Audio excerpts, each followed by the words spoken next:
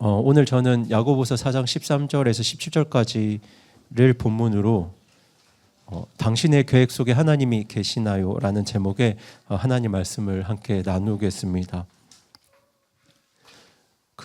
20세기 영국의 유명한 조각가 중에 제이콥 앱스타인이라는 분이 계십니다. 어느 날 이 앱스타인은 그분의 작업실에서 조각 작업을 하고 있었는데요. 이제 그때 영국의 저명한 작가인 조지 버나드 쇼가 그 작업실에 방문했다고 합니다.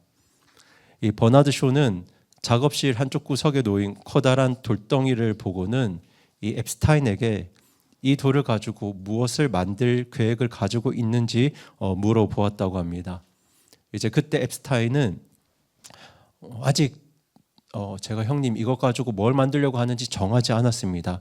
지금은 뭘 만들지 계획 중에 있습니다. 고민 중이에요. 이렇게 대답했다고 합니다. 이제 그때 버나드 쇼가 깜짝 놀라면서 이렇게 말했다고 합니다. 아니, 아직도 계획을 하고 있다고? 나는 글을 쓸 때 하루에도 몇 번씩 생각과 계획을 바꾸는데 조금 생각을 유연하게 가져봐. 이렇게 이야기를 했다고 합니다. 그때 앱스타인이 어떻게 대답했을까요? 형님은 작가니까 계획이 쉽겠죠. 쉽게 쓰고 지우고 할 수 있잖아요. 그런데 이건 4톤짜리 돌입니다. 이렇게 대답을 했다고 해요. 사실 이 이야기가 우리에게 많은 것들을 시사합니다. 여러분, 중요한 작업일수록, 무거운 작업일수록, 그리고 쉽게 바꿀 수 없는 작업일수록, 또 계획을 바꿀 때마다 치러야 될 대가가 클수록 그만큼 신중한 지혜로운 계획이 필요합니다. 그래서 많은 부모님들께서 어떻게 하면 내 자녀들을 잘 키울 수 있을까, 이런 자녀 양육 계획에 대해서는 정말 신중하고 또 신중할 수밖에 없는 것 같습니다. 그만큼 계획을 세운다는 건 매우 바람직하고 지혜로운 일인데요. 그래서 미국 건국의 아버지 한 사람인 건국의 아버지들 중 한 사람인 이 벤저민 프랭클린도 계획하지 않는 건 실패를 계획하는 것이다라고 말했습니다. 여러분, 어떤 그리스도인들은 미래에 대한 계획을 세우는 걸 믿음이 없는 행동이라고 착각들을 하십니다. 예를 들어 미래에 대한 재정 계획을 세우는 것, 보험을 드는 것, 자녀들의 교육비를 준비하는 것, 심지어 목회자들의 은퇴 계획까지 이 모든 일들을 믿음이 없는 행동이라고 여깁니다. 물론 성경은 믿음으로 살 것을 말씀하고 있습니다. 하지만 그런 말씀들이 아무 계획도 없이 살라는 말씀은 아닙니다. 성경은 각 사람이 책임 있게 고민하고 또 이것을 위해서 다른 사람의 조언을 듣고 그렇게 미래에 대한, 내일에 대한 현명한 계획을 세우는 일을 장려하고 또 권면하고 있습니다. 여러분, 예루살렘 성벽을 재건했던 그것을 주도했던 인물이 누구인가요? 네, 느헤미야죠. 이 느헤미야는 성벽을 재건하기 전에 혼자 밤에 밖으로 나가서 그 현장을 세밀하게 조사하고 미리 계획을 치밀하게 세웠습니다. 느헤미야는 즉흥적으로 행동하지 않았고 철저한 준비와 계획을 한 후에 일을 진행했습니다. 하나님께서는 느헤미야의 이런 신중하고 계획적인 리더십을 사용하셔서 예루살렘 성벽을 재건하셨습니다. 그리고 이집트 총리가 된 요셉 역시 앞으로 닥칠 7년 흉년을 대비해서 미리 곡식을 저장하자는 구체적인 계획을 세우고 이것을 실행합니다. 이런 요셉의 계획은 결코 믿음 없는 행동이 아니었습니다. 요셉의 계획은 하나님을 의지하는 가운데 이루어진 아주 지혜로운 계획이었습니다. 이 계획을 통해서 하나님은 기근과 흉년에서 이스라엘과 이방 민족을 구원하셨습니다. 이처럼 성경은 계획 자체를 나무라지 않습니다. 지금 성경이 꾸짖고 있는 건 계획을 꾸짖고 있는 것이 아니라 하나님을 전혀 고려하지 않고 자기 뜻을 중심으로 인생을 계획하는 교만한 마음입니다. 오늘 본문 역시 바로 그 부분을 지적하고 있습니다. 오늘 본문인 야고보서는 신약 성경 중에서도 가장 실천을 강조하는 성경인데요. 어떤 면에서는 구약의 잠언과도 비슷한 책입니다. 이 야고보서는 단지 믿습니다라는 말의 고백에서 그치지 말고 그 믿음을 실제 삶에서 행하라고 말씀합니다. 그리고 오늘 본문은 우리 삶에서 무언가를 행하기 앞서서 하나님을 고려한 계획을 세울 것을 우리에게 권면하고 있습니다. 그러니까 오늘 본문의 핵심 메시지가 무엇이냐면 바로 모든 계획 속에 하나님을 포함시키라입니다. 저희 같이 한번 읽어볼까요? 시작. 모든 계획 속에 하나님을 포함시키라. 네. 여러분, 오늘 설교를 다 이해하지 못하시더라도 이 한 문장은 꼭 마음에 새겨 가시기 바랍니다. 여러분의 모든 계획 속에 우리 하나님을 반드시 포함시키시기 바랍니다. 그렇게 오늘 본문 말씀은 하나님을 우리의 계획 속에 포함시키는 세 가지 원리를 우리에게 보여주고 있는데요. 그 세 가지 중에 첫 번째가 지혜롭게 계획하라이고요. 두 번째는 하나님을 신뢰하라. 세 번째는 겸손하게 행하라입니다.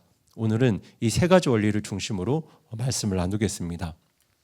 그 첫 번째는 지혜롭게 계획하라입니다. 저희 같이 한번 읽어보겠습니다. 시작. 지혜롭게 계획하라. 네, 지혜로운 계획에 대해서 야고보서는 이렇게 말씀하고 있는데 우선 저희 야고보서 4장 13절 말씀을 같이 한번 읽어보겠습니다. 야고보서 4장 13절입니다. 저희 성경을 보면서 같이 한번 읽어보겠습니다. 시작. 자, 이제 너희가 말하기를 오늘이나 내일 우리가 어떤 도시에 가서 한 해 동안 거기 머물며 사고 팔고 하여 이득을 얻으리라 하는데, 네. 지금 저희가 보고 있는 성경은 이 13절이 자, 이제 너희가 말하기를 이렇게 시작되는데요. 여러분, 이 원어 성경을 보시면 자에 해당하는 말의 뜻이 무엇이냐면 들으라입니다. 그러니까 사실 오늘 본문 13절은 들으라라는 아주 강한 어조의 말로 시작됩니다. 여러분, 들으라는 가벼운 권면이 아니고 명령에 가까운 아주 강한 어조의 말입니다. 그러니까 어떻게 보면 약간 꾸짖는 듯한 뉘앙스로 이야기하고 있는 거예요. 그런데 야고보는 단순히 계획을 세우는 사람을 꾸짖는 게 아니고요. 하나님을 전혀 고려하지 않고 내일을 계획하는 삶의 태도를 이 야고보가 강하게 책망하고 있는 겁니다. 사실 이 13절 한 구절 안에는 인간의 치밀한 계획이 아주 구체적으로 드러나고 있거든요. 여기 13절에 기록된 계획 안에는 이 다음과 같은 5가지 항목이 포함되어 있습니다. 시점이 있죠. 오늘이나 내일. 장소가 있습니다. 어떤 도시에 가서. 기간도 있습니다. 한 해 동안 거기 머물며 무엇을 할지 행동도 있습니다. 사고 팔고에서 목표도 있습니다. 이득을 얻으리라. 여기 해당되는 내용이 구체적이면 이건 그야말로 완벽한 사업 계획서입니다. 시간과 장소, 기간, 구체적으로 어떤 일들을 할 것이고 그 목표가 무엇인지 정말 빠짐없이 정리되어 있습니다. 그런데 야고보는 이런 계획들이 어리석다고 말합니다. 왜 어리석다고 했을까요? 그렇죠. 이 계획 속에 하나님이 빠져 있기 때문입니다. 여러분, 그리스도인의 계획이 만약 하나님이 없는 계획이라면 아무리 구체적이고 전략적이어도 그 계획은 그 자체로 어리석은 것입니다. 그래서 14절이 이렇게 말씀하고 있는데요. 저희 14절 말씀 같이 읽어보겠습니다. 시작. 내일 있을 일을 너희가 알지 못하느니라. 너희 생명이 무엇이냐? 그것은 곧 잠시 나타났다가 그 뒤에 사라져 버리는 수증기니라. 네. 14절에서 이렇게 말씀하고 있죠. 내일 있을 일을 너희가 알지 못하느니라. 여러분, 이 말씀에 기록된 것처럼 우리 모두는 내일 우리가 어떻게 될지 전혀 알 수 없습니다. 우리의 계획대로 예상대로 내일이 흘러갈 수도 있습니다. 그럴 경우에는 하나님께 감사하시면 됩니다. 하지만 그 내일이 우리의 내일이 나의 계획과 나의 예상과 전혀 다를 수도 있습니다. 그래서 잠언 27장 1절 말씀은 이렇게 말씀하죠. 저희 같이 한번 읽어보겠습니다. 시작. 너는 내일을 자랑하지 말라. 하루 동안에 무슨 일이 일어날지 내가 알지 못하느니라. 네, 마태복음 6장 34절도 이렇게 말씀합니다. 같이 읽어보겠습니다. 시작. 그러므로 내일을 염려하지 말라. 내일이 자기 것들을 염려할 것이요 한날의 악은 그날에 족하니라. 네. 우리가 읽은 말씀처럼 성경은 내일을 자랑하지도 말고 내일을 염려하지도 말라고 말씀합니다. 이처럼 우리의 내일은 예측, 분석, 추정, 전망의 대상일 수는 있겠지만 확신할 수 있는 영역은 아닙니다. 여러분, 우리 모두는 오늘 하루조차 끝까지 살아낼 수 있을지 장담할 수 없는 연약한 사람들입니다. 그래서 야고보는 내일을 확신할 수 없는 우리에게 아주 중요한 질문을 던지고 있는데요. 그 질문이 무엇이냐면 바로 너희 생명이 무엇이냐입니다. 너희 생명이 무엇이냐? 야고보가 그렇게 질문하고는 이어서 바로 이렇게 대답합니다. 너희 생명은 잠시 나타났다가 그 뒤에 사라져버리는 수증기니라. 그런데 여러분, 정말 우리의 인생이 수증기와 같습니다. 참 긴 것 같은데 사실 잠깐입니다. 잠깐 보이다가 사라지는 수증기가 바로 우리 인생입니다. 그래서 시편 기자도 이렇게 기도했습니다. 저희 다 함께 시편 90편 12절 말씀 같이 읽겠습니다. 시작. 그런즉 우리에게 우리의 날수 세는 것을 가르치사 우리가 지혜에 이르도록 우리 마음을 쓰게 하소서. 네, 여러분 여기 보시면 날수 세는 것을 가르치사 이렇게 기록되어 있습니다. 여러분, 우리가 연수는 셉니다. 횟수는 세죠. 그래서 생일이 오면 참 크게 축하합니다. 하지만 성경은 횟수가 아니라 날수를 세라고 말씀합니다. 여러분, 날수를 세라는 말씀은 하루하루를 소중히 여기라는 말씀입니다. 여러분, 성경을 믿는 성도들은 하루하루를 소중하게 여겨야 합니다. 여러분, 하루하루를 소중하게 여기는 것이 하나님 안에서 우리 인생을 지혜롭게 계획하는 방법입니다. 여러분, 지혜로운 계획은 우리의 하루하루가 우리 하나님께 달려 있다는 믿음에서 시작됩니다. 그리고 우리가 절대 부인할 수 없는 진리가 바로 나의 생명이 하나님께 달려 있다는 사실입니다. 여러분, 어떤 사람이 10살에 죽든 20살에 죽든 아니면 100살에 죽든 그 생명의 주권은 하나님께 있습니다. 우리가 하루 더 살고 싶다고 해서 그럴 수 있는 것도 아니고 우리가 덜 살고 싶다고 해서 그럴 수 있는 것도 아닙니다. 우리 모두에게는 피할 수 없는 죽음과의 약속이 있습니다. 첫 번째 죽음과의 약속이 있죠. 그리고 그것은 우리의 뜻대로 연기되거나 미뤄지지 않습니다. 왜냐하면 저와 여러분의 생명은 하나님의 손에 달려있기 때문입니다. 그래서 우리는 계획을 세울 때 항상 이 진리를 기억해야 합니다. 나의 내일은 내 손에 있는 것이 아니라 하나님의 손에 달려있다. 그러니 하루하루를, 오늘 하루를 소중히 여기는 마음으로 지혜롭게 계획하자. 이것이 바로 하나님의 뜻과 하나님의 주권을 존중하는 그리스도인의 지혜로운 계획입니다. 그렇게 여러분, 나의 오늘도 나의 내일도 하나님의 손에 있다는 믿음을 가지고 지혜로운 계획을 세우며 살아가는 우리 성도분들 되시기 바랍니다.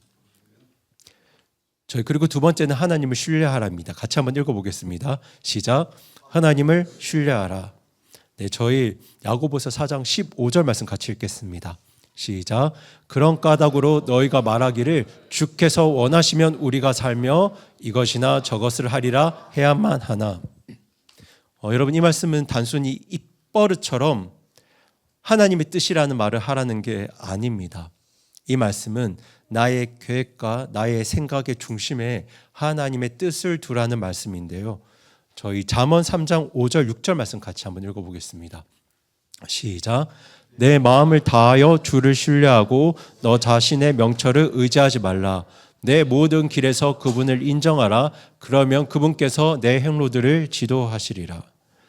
네, 여러분 이 말씀에 기록된 것처럼 하나님을 신뢰한다는 건 인생에서 일어나는 모든 일들을 하나님의 손에 맡긴다는 것을 뜻합니다. 그러니까 나에게 내가 세운 계획은 있지만 내가 계획은 하지만 그 계획이 언제든지 하나님에 의해서 바뀔 수 있다는 사실을 받아들이는 것, 그것이 바로 믿음입니다. 여러분 정치 경제 전문가들은 항상 컨틴전시 플랜이라는 걸 세우는데요. 이 컨틴전시 플랜은 예측하기 힘든 불확실한 미래에 대응하기 위해서 세우는 이 장기적인 부차적, 2차적 계획을 뜻합니다. 우리말로는 비상계획이라고 하고요. 흔히들 플랜 B라고 이렇게 이야기합니다. 그런데 우리가 살아가는 인생에도 비상계획이 필요합니다. 그리스도인들도 비상계획을 가지고 살아가야 하는데요. 이 성경은 그 비상계획을 믿음이라고 부르거든요. 그런데 사실 여러분, 그리스도인의 믿음은, 하나님에 대한 믿음은 사실 플랜 B가 아니라 처음부터 세워야 될 플랜 A입니다. 플랜 A여야 합니다. 그래서 15절이 이렇게 말하고 있습니다. 저희 15절 말씀 같이 한번 읽어보겠습니다. 시작. 그런 까닭으로 너희가 말하기를 주께서 원하시면 우리가 살며 이것이나 저것을 하리라 해야만 하나. 네, 15절에서는 주께서 원하시면이라고 말씀하고 있죠. 앞선 13절에서는 우리가 이렇게 하겠다라고 말했지만 15절에서는 주께서 원하시면이라고 말합니다. 물론 성경 본문의 이 맥락을 보시면 13절도 15절도 둘 다 사람의 말입니다. 여러분, 사람의 말에 창조의 힘은 없습니다. 창조의 힘은 누구의 말씀에 있나요? 그렇죠. 창조의 힘은 오직 하나님의 말씀에 있습니다. 우리의 말에 창조의 힘은 없어요. 하지만 우리의 말은 내가 누구를 신뢰하고 있는지, 내가 누구를 의지하고 있는지는 드러낼 수 있습니다. 여러분, 자기 자신을 신뢰하는 사람의 말에는 언제나 은근히 교만이 묻어 있습니다. 하지만 하나님을 신뢰하는 사람의 말에는 내 모든 일을 하나님의 뜻에 의지한다는 겸손이 묻어납니다. 그렇게 자신의 모든 일을 하나님께 의지하는 자들의 삶에 대해서 신명기는 이렇게 말씀하고 있는데요. 저희 함께 신명기 29장 29절 말씀을 읽어보겠습니다. 시작. 은밀한 일들은 주 우리 하나님께 속하되 계시된 그 일들은 영원토록 우리와 우리 자손들에게 속하나니 이것은 우리가 이 율법의 모든 말씀들을 행하게 하려 하심이니라. 여러분, 이 구절을 보시면 하나님의 뜻에 두 종류가 있다는 사실을 알 수 있습니다. 첫 번째는 계시된 뜻입니다. 계시된 일들. 이것은 성경을 통해서 분명히 나타난, 드러난 하나님의 뜻입니다. 그런데 또 무엇이 있냐면요. 두 번째는 은밀한 일. 그러니까 감추어진 뜻입니다. 하나님께서 때가 될 때까지 우리에게 감추신 뜻이 있습니다. 여러분, 우리가 계시된 뜻에는 순종하며 살아야 합니다. 하지만 감추어진 뜻에 대해서는 겸손하게 하나님의 때를 기다리면서 하나님을 신뢰하며 살아야 합니다. 제가 조금 더 강하게 말씀드리면요. 하나님께서 감추신 뜻은 지금 우리가 알 바가 아닙니다. 하나님이 지금 당장 알려주시지 않는 이유는 그 일을 지금 아는 것이 우리에게 유익하지 않기 때문입니다. 그래서 우리 부모님들도 어린 자녀들에게 두 가지 뜻을 두시잖아요. 계시된 뜻도 두시고 감추어진 뜻도 두십니다. 그 이유는 우리 부모님들이 어린 자녀들을 깊이 사랑하기 때문입니다. 그렇게 저와 여러분을 사랑하신 하나님께서도 계시된 뜻과 감추어진 뜻을 따로 두셔서 우리 삶 가운데 일하고 계십니다. 때문에 그리스도인의 믿음이란 하나님이 다 알려주시지 않아도, 하나님이 다 이해시켜 주시지 않아도 때로 하나님께서 어떤 뜻을 감추어 주셔도 하나님을 신뢰하는 것입니다. 그리고 그리스도인의 믿음은 때로 하나님께서 나의 계획을 모두 막으실 때에도, 그런데 그 이유를 알려주시지 않고 감추어 주셔도 내 인생을 향한 하나님의 간섭을 인정하는 것입니다. 그렇게 하나님이 내 인생에 간섭하실 자유를 드리는 것이 바로 그리스도인의 믿음입니다. 그래서 예수님께서도 이런 믿음의 기도를 들으셨죠. 저희 다 함께 마태복음 26장 39절 말씀 같이 읽어보겠습니다. 여러분 잘 아시는 말씀이죠. 시작. 조금 멀리 가셔서 얼굴을 땅에 대고 엎드린 채 기도하여 이르시되 오 내 아버지여 가능하시거든 이 잔을 내게서 지나가게 하옵소서. 그러나 내가 뜻하는 대로 하지 마시고 아버지께서 뜻하시는 대로 하옵소서 하시고는. 네, 여러분이 잘 아시는 우리 예수님의 기도입니다. 이 예수님의 기도처럼 우리가 드리는 기도에도 이 그러나가 있어야 합니다. 주님, 제가 이걸 원합니다. 그러나 주님의 뜻이 더 옳다면 주님 뜻대로 해주세요. 그렇게 우리의 기도에 그러나가 있어야 합니다. 그런데 우리의 기도에 이 그러나가 없으면 그건 기도가 아니라 명령입니다. 그렇죠? 그러나가 없으면 그건 기도가 아닙니다. 하나님의 자녀로 드리는 믿음의 기도에는 언제나 이 그러나가 있어야 하고 그 끝은 주님의 뜻대로 하세요가 있어야 합니다. 그렇게 마무리되어야 합니다. 여러분, 약 100년 전까지만 해도 영어권 국가에서 편지를 쓸 때 자주 등장하는 두 글자가 있었는데요. 그것이 뭐냐면 바로 DV라는 글자입니다. 이 DV는 라틴어 데오볼렌테의 약자입니다. 여러분, 여기서 데오는 하나님께이고요. 볼렌테는 원하신다면입니다. 그러니까 데오볼렌테의 뜻은 하나님께서 원하신다면입니다. 그렇게 당시 사람들은 편지 끝에 항상 이 데오볼렌테를 붙였습니다.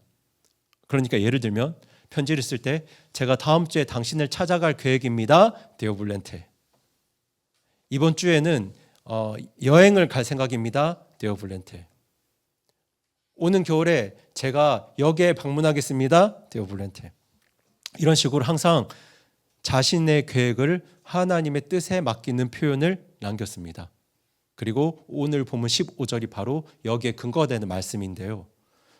여러분, 그렇다고 해서 지금 야고보가 단지 말버릇처럼 주님의 뜻이면이라고 외치라는 것이 아니라 지금 야고보는 인생의 모든 순간 하나님에 대한 깊은 신뢰를 가질 것을 우리에게 권면하고 있는 겁니다. 그렇다면 여러분, 왜 우리가 매 순간 그렇게 하루하루 하나님 의지하고 신뢰하며 살아야 하겠습니까? 제가 앞서서도 나누었지만 15절을 보시면 두 가지 이유가 나오는데요. 그 첫 번째 이유는 우리 생명의 주권자가 누구시라고요? 네, 우리 생명의 주권자가 하나님이시기 때문입니다. 여러분, 우리의 생명은 돈에 달려있지 않습니다. 우리 보험에 달려있는 것도 아닙니다. 사실 우리의 생명은 건강에 달려있는 것도 아닙니다. 저와 여러분의 생명은 나의 손에 있는 것이 아니라 사람의 손에 있는 것이 아니라 하나님의 손에 있습니다. 저희 다 같이 누가복음 12장 20절 말씀 같이 한번 읽어보겠습니다. 여러분 잘 아시는 말씀이죠. 시작. 그러나 하나님께서 그에게 이르시되 너 어리석은 자야 이 밤에 내가 내 혼을 내게 요구하리니 그러면 내가 예비한 그것들이 누구의 것이 되겠느냐 하셨으니. 예수님께서 한 어리석은 부자의 이야기를 들려주셨죠. 풍년이 들자 이 부자는 더 큰 창고를 짓고 그 안에 모든 곡식을 저장하면서 이렇게 말합니다. 지난 시간 정말 내가 수고가 많았어. 그래서 내 곡식이, 내 곡간이 이렇게 가득 찼구나. 이제는 정말 평안히 먹고 마시고 즐기자. 그런데 그날 밤 하나님께서 그 부자를 찾아오셔서 이렇게 말씀하십니다. 너 어리석은 자야.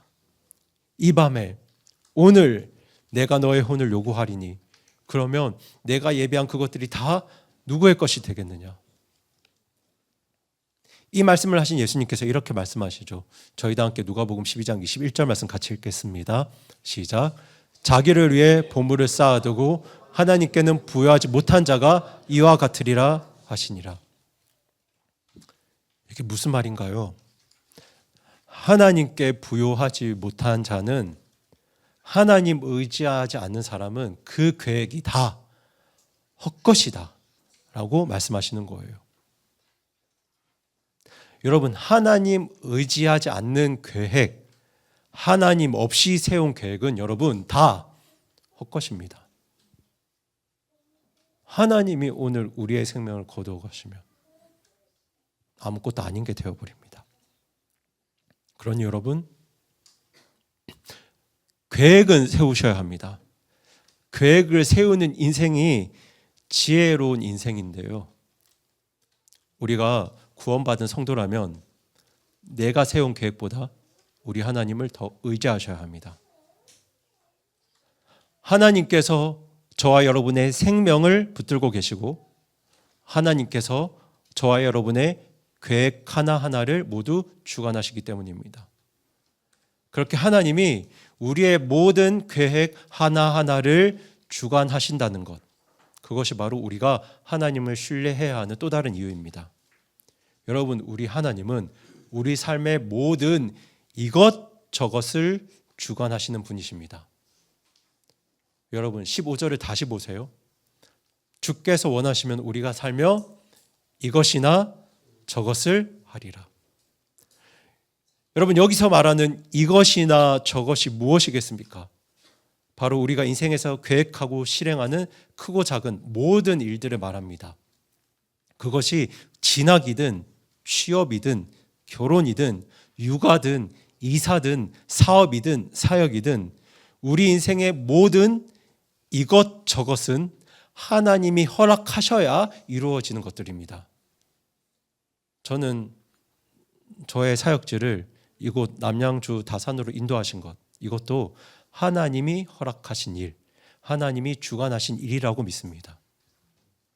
그렇게 우리 하나님은 우리 삶의 디테일까지 주관하시고 인도하시는 분입니다. 그 하나님을 신뢰할 때 비로소 우리가 계획을 세우면서도, 그리고 그 계획이 나의 뜻대로 흘러가지 않아도 진짜 평안과 자유를 누릴 수 있게 됩니다. 그리고 우리가 이 진리를 믿으면 우리의 기도는 달라집니다. 그래서 예수님께서 마태복음 6장 10절에서 제자들을 향해 이렇게 기도하라고 말씀하셨는데요, 저희도 함께 마태복음 6장 10절 말씀 같이 읽어보겠습니다. 시작. 아버지의 왕국이 오게 하시며 아버지의 뜻이 하늘에서와 같이 땅에서도 이루어지게 하옵소서. 여러분, 아버지의 뜻이 땅에서도 이루어지게 해달라는 기도는 하나님의 뜻이 나의 계획과 다를지라도 하나님의 뜻이 이 땅에 있는 나의 삶 가운데 이루어지길 바란다는 믿음의 고백입니다.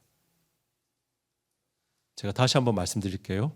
하나님의 뜻이 무엇과 다를지라도, 나의 계획과 다를지라도 하나님의 뜻이 이 땅에 있는 내 삶 가운데 이루어지길 바란다는 믿음의 고백이 바로 이 기도입니다.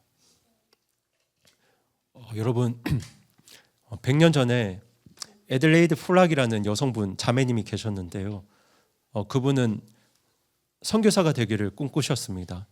해외 선교사가 되기를 꿈꾸면서 선교팀에 지원을 했는데 이 재정적인 문제로 끝내 파송을 받지 못하게 됩니다. 그렇게 그 자매님은 실망했고 크게 낙심했습니다. 예배를 드리는 자리에서도 기도할 마음조차 없었습니다. 그런데 그때 나이 든 한 모친께서 그분 옆에서 이렇게 기도하셨습니다. 주님, 우리 삶에서 무엇을 원하시든 주님의 뜻대로 해주세요. 이렇게 기도하셨는데요, 그 기도를 듣는 순간 이 애들레이드 자매님 마음이 찔렸다고 합니다. 집으로 돌아왔는데 잠을 이루지 못하셨대요. 그래서 그분이 성경을 펴서 읽습니다. 그때 그분이 예레미야 18장 말씀을 읽게 되셨는데요, 거기서 하나님께서는 진흙을 가지고 자신의 뜻대로 그 진흙을 빚으시는 토기장이에 하나님 자신을 비유하십니다. 그리고 그 말씀 앞에서 이 애들레이드 자매님은 마침내 자기 계획 다 내려놓고 하나님의 뜻에 순복하게 됩니다. 그렇게 그분이 자기 믿음의 고백을 한 찬송시로 남겼는데요, 여러분 그 찬송이 어떤 찬송인지 아시나요? 우리가 잘 아는 찬송입니다. 네, 주님의 뜻을 이루소서입니다. 원제는 Heaven Sent On Way Road인데요. 주님 뜻대로 하소서입니다. 여러분 이 찬송은 단순한 노래가 아니라 하나님 신뢰하면서 자기 계획을 내려놓은 한 성도의 믿음의 고백입니다. 여러분 이 찬송가의 가사처럼 어떤 순간에도 어떤 상황에도 하나님의 뜻을 먼저 구하시기 바랍니다. 그러면 하나님께서 저와 여러분의 길을 인도하십니다. 그리고 저희가 세 번째로 나눌 것은 겸손히 행하라입니다. 같이 한번 읽어보겠습니다. 시작. 겸손히 행하라. 네. 여러분 겸손히도 중요하고 여기서는 행하라도 중요합니다. 야고보서 4장을 전체적으로 보면 이 장의 전체 주제는 세속적인 태도에 대한 경고인데요. 여러분 세속적인 태도가 무엇입니까? 세상 사람들처럼 생각하고 세상 사람들처럼 계획하고 세상 사람들처럼 행동하는 게 세속적인 태도입니다.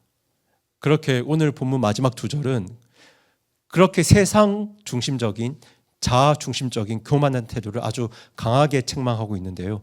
먼저 저희 16절 말씀 같이 읽어보겠습니다. 시작. 이제 너희가 스스로 자랑하는 것을 기뻐하나니 그러한 기쁨은 다 악한 것이니라. 네, 여러분 지금 야고보는 앞선 15절에서 우리가 어떻게 생각하고 말해야 하는지를 알려주었는데요. 그 생각과 말의 중심은 주께서 원하시면 이었습니다. 그런데 이어지는 16절에서는 사람들이 그렇게 말하지 않고 오히려 자신의 계획과 자기 능력을 자랑하는 모습을 보여줍니다. 그리고 그것을 뭐라고 이야기하고 있냐면 악한 것이라고 이야기합니다. 여러분 하나님 배제하고 특별히 구원받은 그리스도인이 하나님 배제하고 자기 지혜와 능력만을 앞세우는 교만한 말과 생각은 지금 성경이 뭐라고 이야기하고 있나요? 악한 것이라고 이야기하고 있습니다. 하나님의 은혜를 아는 사람들이 하나님이 어떤 분이신지 아는 사람들이 모든 것을 자신이 한 일처럼 자기가 이룬 것처럼 자랑할 때 하나님은 그것을 악한 것이라고 말씀하십니다. 때문에 그리스도인의 자기 자랑, 하나님이 빠진 자랑은 이게 단순한 교만이 아닙니다. 이건 단순한 말의 문제가 아니라 영적인 문제입니다. 여러분 영적인 측면에서 하나님이 빠져있는 그리스도인의 자기 자랑은 하나님 앞에서 죄가 됩니다. 물론 여기 16절에서 자랑이라는 단어는 헬라어 원문을 보면 복수형으로 기록되어 있습니다. 그러니까 한 번의 자랑이 아니라 지속적으로 반복되는 교만한 말과 태도를 뜻하는데요. 그런데 신약 성경에서 이 단어가 딱 두 번 사용됩니다. 다른 한 번이 어디에서 사용되냐면 요한일서 2장 16절에서 사용되는데요. 저희 다 함께 요한일서 2장 16절 말씀 같이 한번 읽어보겠습니다. 시작. 이는 세상에 있는 모든 것, 즉 육신의 정욕과 안목의 정욕과 인생의 자랑이 아버지에게서 나지 아니하고 세상에서 나기 때문이라. 여기서 말하는 인생의 자랑이 바로 오늘 본문에 스스로 하는 자랑입니다. 그런데 정말 많은 그리스도인들이 얼마나 자주 하나님께 돌려야 될 영광을 스스로 가져가고 있는지 모릅니다. 사역을 잘해도 일을 잘해도 사업이 잘 되어도 자녀가 잘 되어도 주님 도와주셨습니다 고백하지 않고 성령님의 일하심을 고백하지 않고 마치 다 내가 한 것처럼 마치 다 사람이 한 것처럼 그 사람이라서 된 것처럼 그렇게 자랑하고 자랑합니다.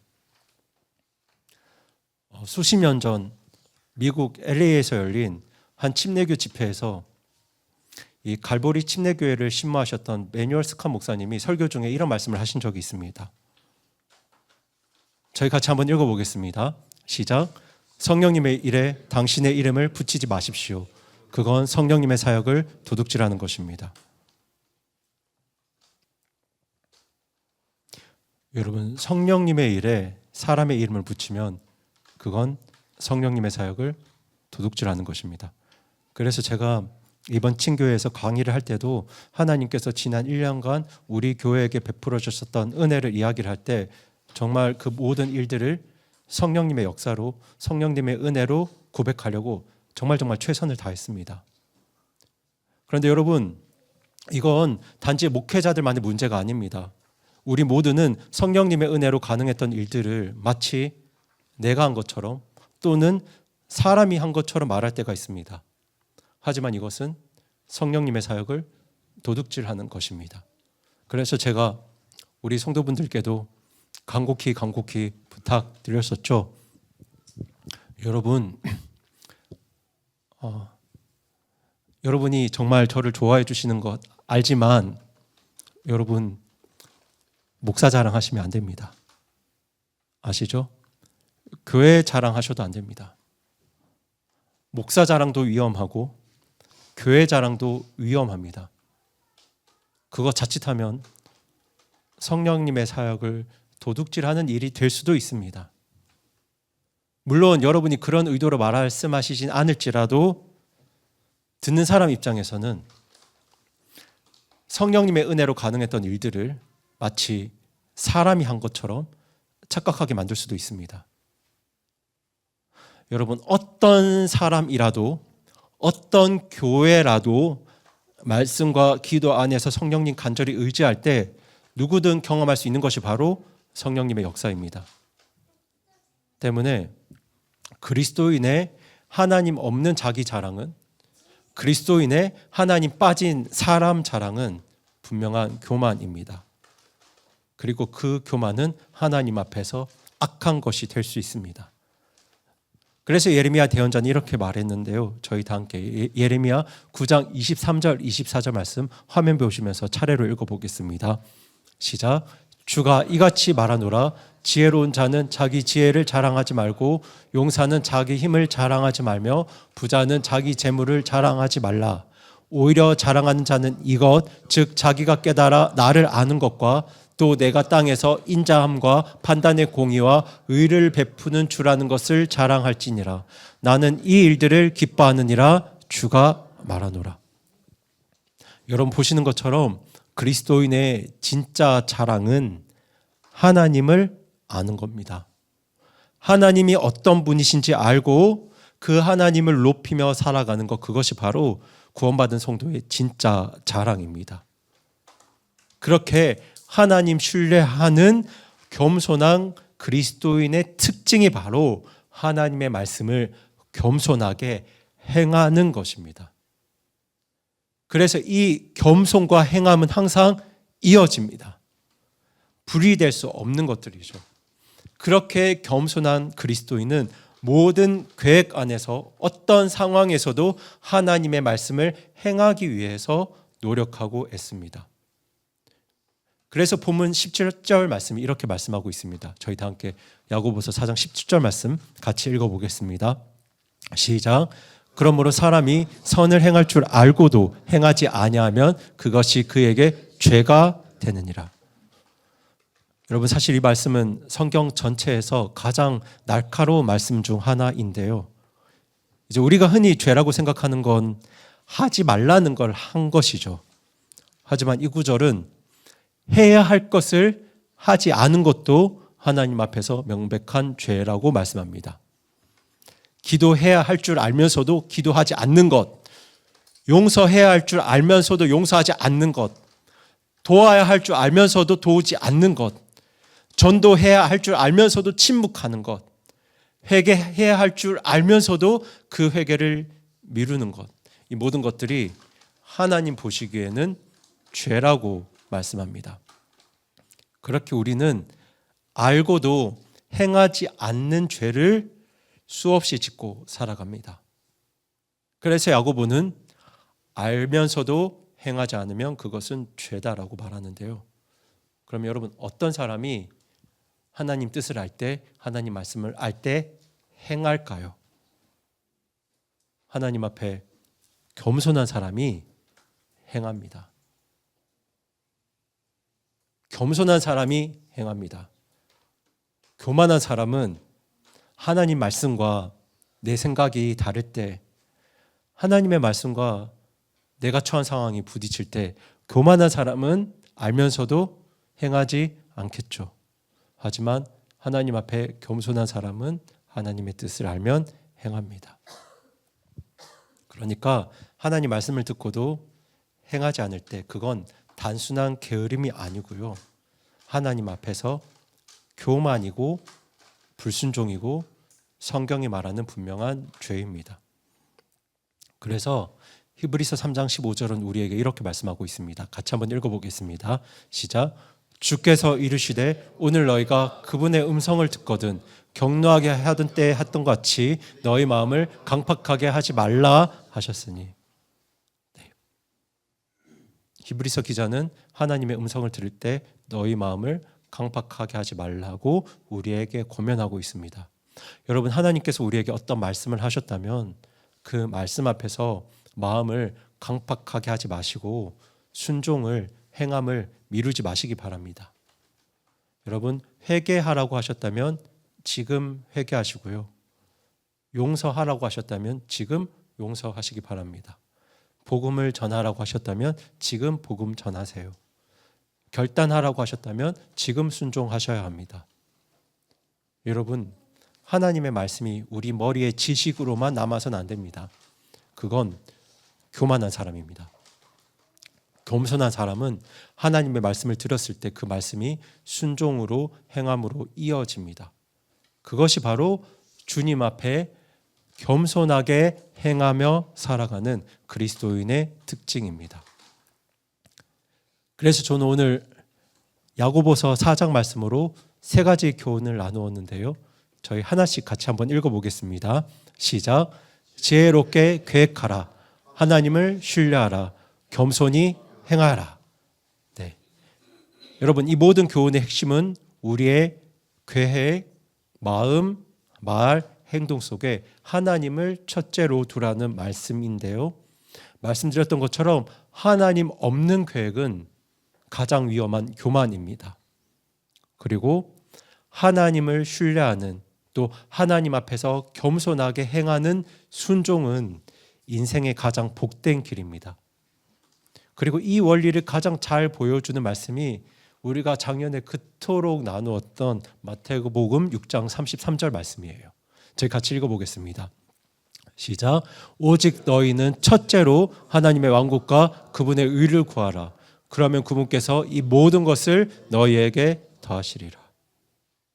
네, 여러분, 이 말씀에 기록된 것처럼 하나님 먼저, 하나님의 뜻 먼저, 하나님의 왕국 먼저 구하시기 바랍니다. 그러면 하나님께서 저와 여러분 삶에 이것저것들도 신실하게 책임져 주십니다. 그렇게 우리 인생의 모든 걸 하나님 손에 맡기고 겸손하게 순종하며 살아가는, 겸손하게 행하며 살아가는 우리 모든 성도님들 되시기를 주님의 이름으로 축복합니다.